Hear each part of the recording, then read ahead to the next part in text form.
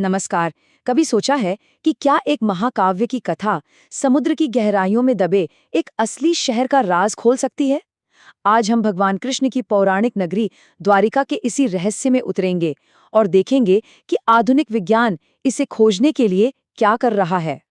ये जो पंक्तियां हैं ये सीधे महाभारत से हैं और ये हमें द्वारका के समुद्र में डूबने की उस प्राचीन कथा की एक झलक देती हैं। सोचिए, एक खूबसूरत शहर जो बस कुछ ही पलों में समंदर में समा गया। इसी एक घटना ने सदियों से लोगों को हैरान किया है। तो चलिए इस कहानी में थोड़ा और गहरा उतरते हैं। ग्रंथों के हिसाब से द्वारका कोई आम शहर नहीं था। ये एक शानदार भव्य नगरी थी। बड़े बड़े महल, खूबसूरत बाग बगीचे, गहरी खाइयां, और कहते हैं कि इसे खुद विश्वकर्मा ने समुद्र से जमीन निकाल कर बनाया था। मतलब अपने समय से कहीं ज्यादा आगे, एक अविश्वसनीय रूप से मॉडर्न शहर। अब देखिए, यहाँ कहानी में एक दिलचस्प मोड़ आता है। इस शहर का अंत अचानक नहीं हुआ, इसकी भविष्यवाणी पहले ही हो चुकी थी, वो भी दो बहुत शक्तिशाली शापों के रूप में। एक तो था महाभारत युद्ध के बाद रानी गांधारी का शाप, और दूसरा जब ऋषियों ने कृष्ण के बेटे सांब को श्राप दिया। और हुआ वही जो लिखा था। दोनों शाप सच हुए, और कृष्ण के देह त्याग के बाद वो शानदार शहर हमेशा के लिए समंदर की लहरों में खो गया। तो सदियों तक ये बस एक कहानी थी, एक महाकाव्य का हिस्सा। पर फिर एक सवाल उठा, क्या लहरों के नीचे वाकई कोई शहर हो सकता है? क्या इस कहानी का कोई असली, कोई भौतिक सबूत मिल सकता है? और बस यही एक सवाल था जिसने मिथक को विज्ञान से जोड़ दिया और पुरातत्वविदों को समंदर की गहराइयों की तरफ खींच लाया। और फिर 1980 के दशक में खोज असल में शुरू हुई। ये कोई छोटी मोटी कोशिश नहीं थी।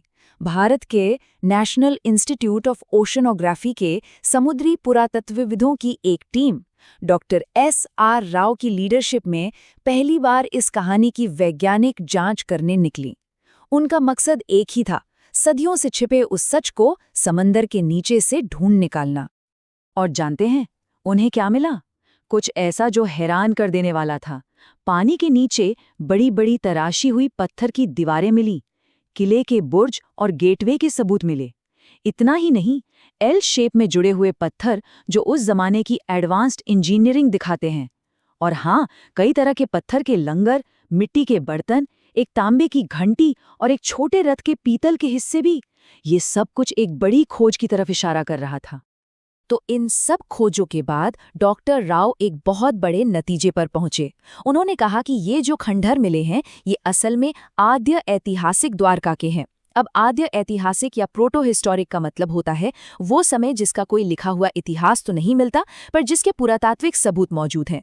तो राव का मानना था कि ये सबूत किसी और के नहीं बल्कि भगवान कृष्ण के उसी पौराणिक शहर के थे, और इसका समय भी महाभारत काल से मेल खाता था। तो क्या रहस्य सुलझ गया? एक पल के लिए तो ऐसा ही लगा कि सदियों पुरानी एक पहेली का जवाब मिल गया है। लेकिन जैसा कि विज्ञान में अक्सर होता है, हर जवाब अपने साथ कुछ नए सवाल लेकर आता है। कहानी अभी खत्म नहीं हुई थी। और हुआ भी वही। विज्ञान रुका नहीं। 1990 के दशक के आखिर में आर्कियोलॉजिस्ट्स की एक नई टीम वापस उसी जगह पर गई। इस टीम में A.S. गौर जैसे एक्सपर्ट्स थे, और जब उन्होंने उन सबूतों को दोबारा परखा तो उन्हें कुछ ऐसे सुराग मिले जो एक बिल्कुल अलग ही कहानी बयां कर रहे थे। तो अब हमारे सामने दो अलग अलग थ्योरीज आ गईं। एक तरफ डॉक्टर राव का खोया शहर वाला सिद्धांत जो कहता है कि ये खंडहर 1500 ईसा पूर्व के द्वारका शहर के हैं, उसकी दीवारें, बुर्ज और गेट्स हैं। और दूसरी तरफ A.S. गौर और उनकी टीम का प्राचीन बंदरगाह वाला सिद्धांत। उनका कहना था कि ये किसी शहर के नहीं बल्कि एक बहुत बड़ी गोदी या पोर्ट के हिस्से हैं जिसे सदियों तक इस्तेमाल किया गया। तो भाई, इस बंदरगाह वाली थ्योरी के पीछे क्या सबूत थे? गौर की टीम ने कुछ बातें नोट की। पहली, कि अगर ये एक पूरा शहर होता तो यहाँ बहुत सारे मिट्टी के बर्तन मिलने चाहिए थे जो नहीं मिले। दूसरी, यहाँ 120 से भी ज्यादा पत्थर के लंगर मिले हैं, वो भी अलग अलग तरह के। ये इस बात का पक्का सबूत है कि ये एक बहुत बड़ा और व्यस्त बंदरगाह रहा होगा।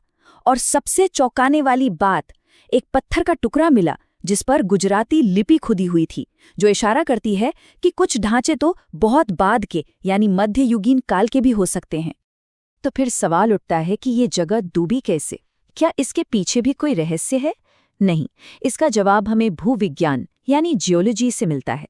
देखिए, कच्छ की खाड़ी का जो इलाका है, वहाँ समुद्री कटाव बहुत ज्यादा होता है, मतलब समंदर धीरे धीरे जमीन को काटता है।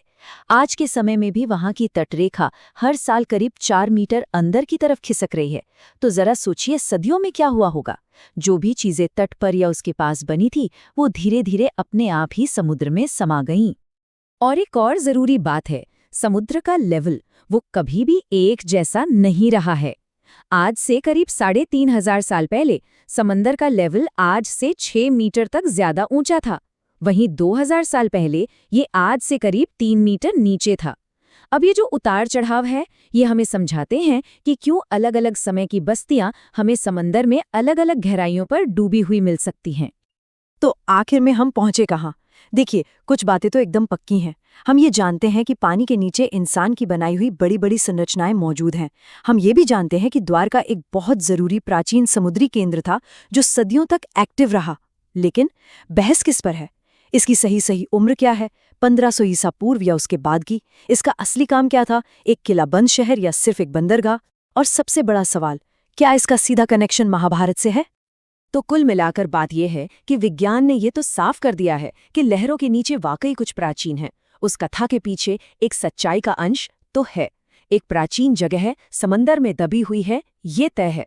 लेकिन वो असल में क्या है, उसकी पूरी पहचान क्या है, ये आज भी आर्कियोलॉजी की सबसे बड़ी पहेलियों में से एक बनी हुई है। और यहीं पर हम एक आखिरी और शायद सबसे बड़े सवाल पर आकर रुकते हैं कि आखिर एक शक्तिशाली सांस्कृतिक याद कहाँ खत्म होती है और एक भूला हुआ इतिहास कहाँ से शुरू होता है। द्वारका की ये कहानी हमें मिथक, याददाश्त और असल सबूतों के बीच की इसी धुंधली सी पर बेहद दिलचस्प लकीर पर सोचने को मजबूर करती है।